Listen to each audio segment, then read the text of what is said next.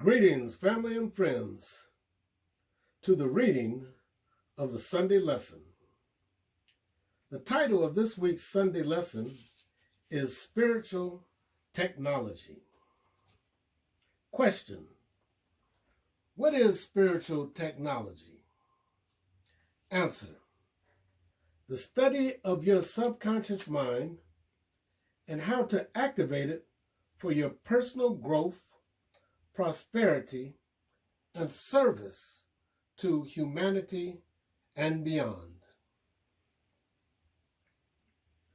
Let me read that one more time.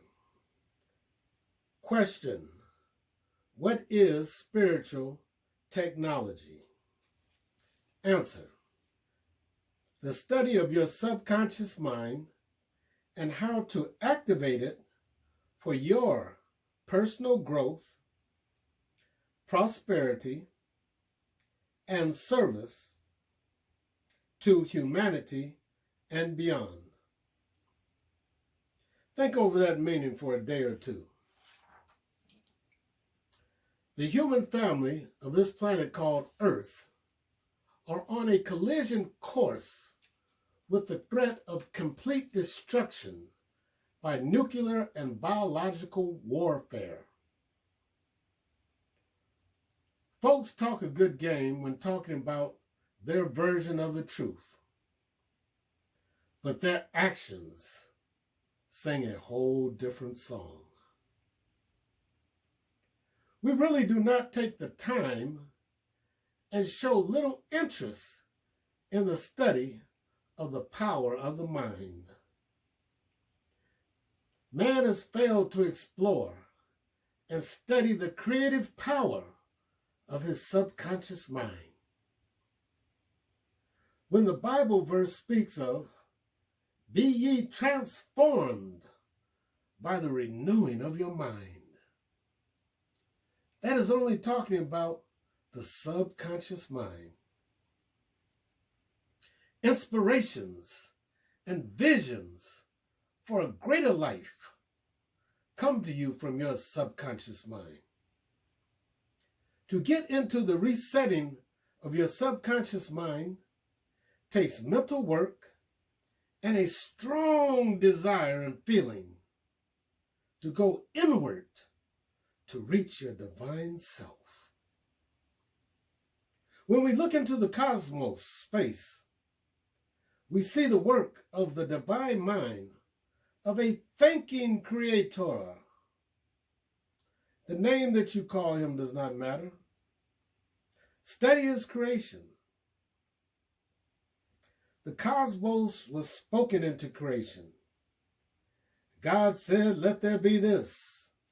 And God said, "Let there be that." And his word was all that was needed. Now, how does that apply to you and me? We have the divine power, should we choose to take the time and develop it, to speak our word to our subconscious mind, and the subconscious mind that is within you will go to work and bring into reality that which you speak and think. This is no magic or hocus pocus. This is real. In the Bible, the book of Proverbs 23, verse 7, reads as follows: "As a man thinketh in his heart mind, so is he." One more time. As a man thinketh in his heart mind, so is he. Repetition of your words in the form of a strong affirmation with strong feelings filled with faith is what your subconscious mind responds to. Let me read that one more time. Repetition of your words in the form of strong affirmations with strong feelings filled with faith is what your subconscious mind responds to.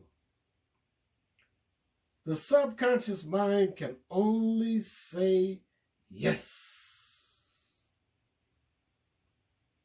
Let me give you a story of the working power of the subconscious mind. In talking with a young man the other day, I asked him the question, who would always say, "I am the greatest. I am the greatest"? He did not have a clue. Muhammad Ali proclaimed to the world, before he ever won the boxing heavyweight championship of the world, that he was the greatest of all time in the sport of boxing. The press called him the Louisville Lip because he talked so fast and so much. His goal was to be the greatest of all time. Ali, or Cassius Clay as he was called, before he received his name of Muhammad Ali, he would affirm daily, "I am the greatest. I am the greatest." Day and night, he would say it with so much feeling and conviction. Well, after winning the gold medal in the 1960 World Olympics light heavyweight champion division, Ali turned pro. And after many fights, he finally got a chance to fight for the heavyweight boxing championship of the world. No one gave Ali a fighting chance. Or should I say, no one gave Cassius Clay a fighting chance. He was up against Sonny Liston, a man who beat up police for breakfast, lunch, and dinner. Let me say it again. Sonny Liston, he was a big, strong black man from St. Louis, Missouri. He beat up police for breakfast, lunch, and dinner. Read his life story in The Champ That Nobody Wanted, the story of Sonny Liston. Liston opened up the betting odds, a 6-1 favorite to win. 3-1 that he would kill Ali, or Clay as he was called at that time. The power of the subconscious mind was on the side of Ali. Ali would say to anyone who would listen that I am the greatest. I am the greatest. And he was going to put a whooping on Sonny Liston. And that is just what happened on the night of February 25th, 1964 in Miami Beach, Florida. A TKO, technical knockout, round 7. Ali said, "I shocked the world. I must be the greatest of all time." And the rest is a history that we all should get to know. Ali went on to become, at one time, the most hated man in America because of his stand not to enter the U.S. Army and fight in the Vietnam War. He refused to fight and join the Army because of his religious beliefs. But because of that, Ali went on from becoming the most hated man in the world to becoming the most recognized and loved person in the whole world. Why was that? Because of his faith in God, faith in himself, and learning the power of his subconscious mind. As you can see, Age has nothing to do with using your subconscious mind. Ali was just a young man when he proclaimed to the world that he was going to be the greatest heavyweight boxer of all time. Every thought has its own consequences. Let me say that again. Every thought has its own consequences. Think about that. Ali, for sending out that thought, had to back it up. Not just fighting in the boxing ring. He had to back up that thought of being the greatest of all time in the ring of life. The WBC and the WBA World Boxing Organizations stripped him of his titles. Boxing was the only way Ali knew how to make a living to support himself and his family. Then, to make matters worse, he was banned and kicked out at around the same time from the Nation of Islam by his leader and teacher, the Honorable Elijah Muhammad,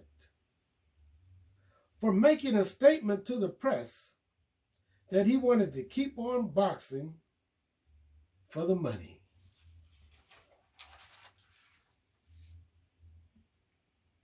That was a lot of pressure on a young man. Ali said, "I am the greatest. I am the greatest of all time." Look what it cost him. Did Ali fold under all that pressure and tuck his tail like a scared dog and run? No, he did not. From the spring of 1967 until the autumn of 1970, Ali was denied his right to box. Those were prime years for Ali, and they took him away from him because of his stand against the Vietnam War. This is what Ali said, and I quote, "I'm giving up my titles, my wealth, and maybe my future. Many great men have been tested for their religious beliefs. If I pass this test, I will come out stronger than ever." End of quote. The words of a true champion. Muhammad Ali wins his battle against the U.S. government. The Supreme Court of the United States of America found the government had failed to properly specify why Ali's application had been denied. In a unanimous 8-0 ruling, the United States Supreme Court reversed the conviction that had been upheld by the Fifth Circuit Court, thereby requiring the conviction to be overturned. The court said the records show that Ali's beliefs are founded on the tenets of the Muslim religion as he understands them. The Supreme Court decision was handed down on June 28, 1971. Muhammad Ali won the greatest battle of his life outside of the boxing ring. Ali went back to boxing and became a 3-time world boxing champion. He was truly the greatest of all time. The moral of the story: whenever you put the words "I am" in front of and say it over and over again with strong feelings and faith, your subconscious mind goes to work and make your words become a reality in your life. It is done unto you as you believe. And so ends the lesson. There are many books written on the life and experience of Muhammad Ali.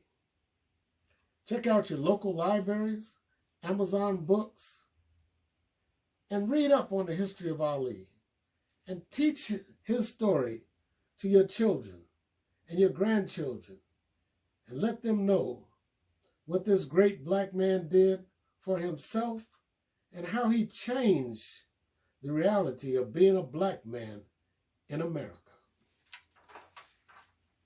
Thank you for listening and viewing this video on my YouTube channel. Stay tuned for part 2 of Spiritual Technology. Please subscribe, comment, and share this video with family and friends. Love and peace. I am Malcolm Ali.